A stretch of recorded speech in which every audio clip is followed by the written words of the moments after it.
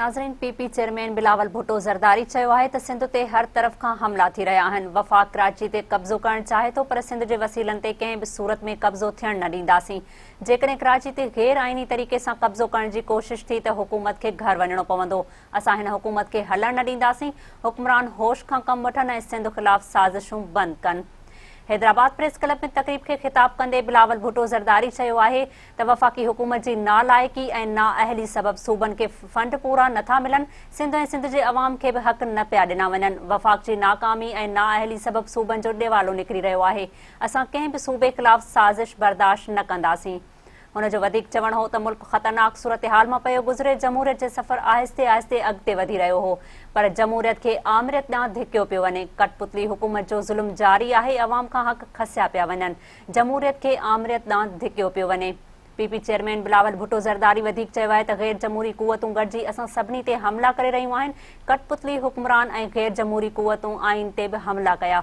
मुल्क में इज़हार जी आज़ादी ते पाबंदियूं लॻायूं पियूं वञनि। हुन जो चवणु हो त इमरान ख़ान मुल्क में माण्हुनि खे सियासी क़ैदी बणाए रखियो आहे। असां सभिनी खे गॾिजी जमहूरियत लाइ कमु करणो आहे। हाणे गैर जमहूरी क़ुवतुनि खे हलणु न ॾींदासीं। असांखे गैर जमहूरी क़ुवतुनि जो मुक़ाबिलो करणो आहे। संदसि चवणु हो त कठपुतली हुकूमत पंहिंजो ई टैक्स नथी ओगाड़े सघे। मुल्क में हर तबिके जो मुआशी क़तल कयो पियो वञे। ज़ुल्म हिकु हद ताईं बर्दाश्त थी सघंदो आहे। मुल्क खे हलाइणु क्रिकेट मैच न आहे।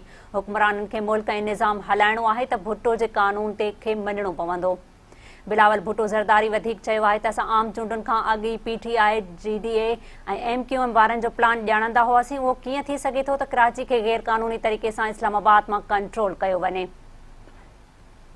हुन वधीक चयो आहे त कराची ते कब्ज़ो करण वारो मज़ाक़ पियो थिए। काल कानून वारे वज़ीर कराची ते कब्ज़ो करण जो प्लान पेश कयो। वफ़ाक़ी हुकूमत कराची ते कब्ज़ो करणु चाहे थो, पर असां सिंध जे वसीलनि ते कंहिं बि सूरत में कब्ज़ो थियणु न ॾींदासीं।